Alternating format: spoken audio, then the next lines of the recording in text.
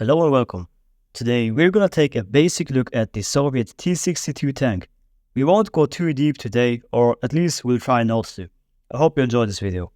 The T-62 entered service in the Soviet Army on the 12th of August 1961 and was designed by the OKB 520 Design Bureau.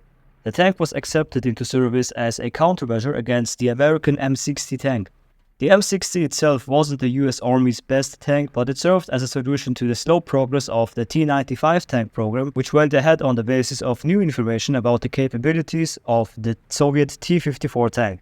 Soviet intelligence perceived the American M60 as a dangerous threat with overmatching capabilities, mainly because of the 105mm M68 gun. Even though the British adopted a similar 105mm gun to their MBTs before the Americans, the Soviets didn't see it as a threat because of the low military presence of the British Army. Since the US and Germany were a much greater threat for the Soviet Union, they focused on primarily being better than them instead of the British. Even though the T-62 was a new tank, most of its parts were also used in the T-55. That meant that pretty much no transitional training was needed for a T-55 crew to transfer to a T-62. The relationship between the T-62 and the T-55 can be compared to the relationship between the American M48 Patton and the M60. Now, for the Soviets to counter the M60, they put their main effort into creating a powerful 100mm T-12 smoothbore anti-tank gun, and as a result of this development, they created the 115mm U-5TS gun, which was able to exceed the level of armor-piercing performance of the T-12. At the same time, they managed to avoid the use of excessive cartridge length. The first prototypes were built in 1960 for factory testing, and in the following year, a batch of 25 tanks were manufactured for troop trials.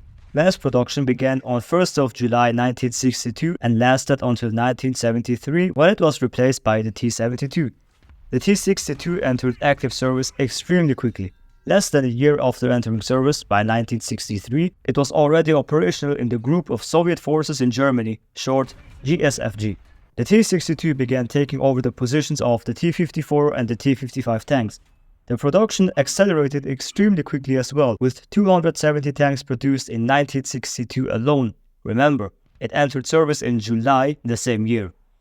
All of this happened so quickly, even though the Soviets had to retool the automated welding processing line and replace the rotary machines for the turret ring production, as well as some other things.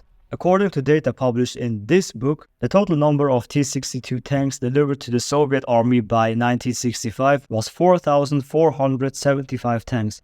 This exceeded the total of 3,721 American M60s and M60A1 tanks.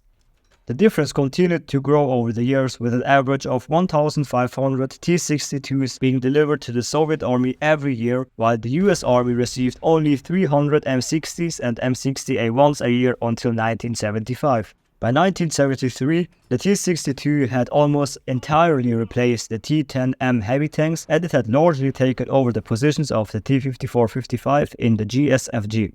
Available information on the internet shows that the T-62 wasn't just on par with NATO MBTs, but could also hold a minor advantage in several critical areas, which enabled it to gain an advantage in kill probability. The T-62 used the high-velocity APF-SDS ammunition, and with that it was able to achieve better anti-tank performance than the American M60A1, despite the fact that it didn't have an optical rangefinder and a ballistic computer. According to the 1977 version of the field manual FM71-2, the T-62 has a 5 to 10% higher chance of destroying an M60A1 with the first shot at a range of 600 to 1400 meters with its 3BM4 APF-SDS round, compared to the M60A1's chance of killing a T-62 with its APDS round on the first shot. At distances over 2,000 meters, the M60A1 gained the upper hand, but this mattered little because in case of a major war in Europe, combat distances were expected to not exceed 1,500 meters. The T-62 was still competitive against newer NATO tanks in terms of movement, because tanks like the M60A1 and Chieftain weren't much faster than older medium tanks. The Leopard 1 was faster, but it had less armor, which made it easier to destroy. West German studies showed that the Leopard 1 had a slightly better chance of hitting a T-62 first at a range of 1,500 meters, but the T-62's APF-SDS shells could penetrate the Leopard's armor more easily, giving it a better chance of destroying the Leopard with one shot. Unlike the Leopard 1, the T-62 could shoot accurately while moving because it had a stabilizer. The T-62 had a good stabilizer and could shoot accurately while moving or shortly after stopping at distances of 1 to 1.5 kilometers. In general, you could say that the T-62 was a quite impressive tank under its own power. It played a quite important role in the Cold War arms race because it brought the necessary firepower to counter the M60A1 and the Chieftain. Another reason why the T-62 was such an attractive tank, not just for the Soviets but for many other armies it was exported to, was because it was very cost efficient. To be more exact, it was only 15% more expensive than the T-55. The T-62 was also easy to produce in great quantities as well as simple to operate. Training or transferring crews to the T-62 was easy too because of the high level of commonality with the T-54 and the T-55.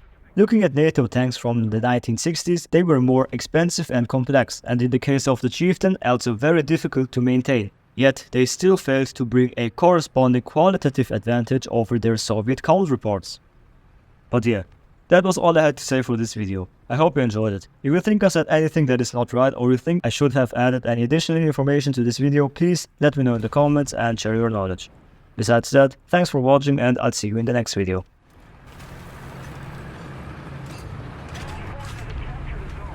Armor piercing loaded. Target destroyed.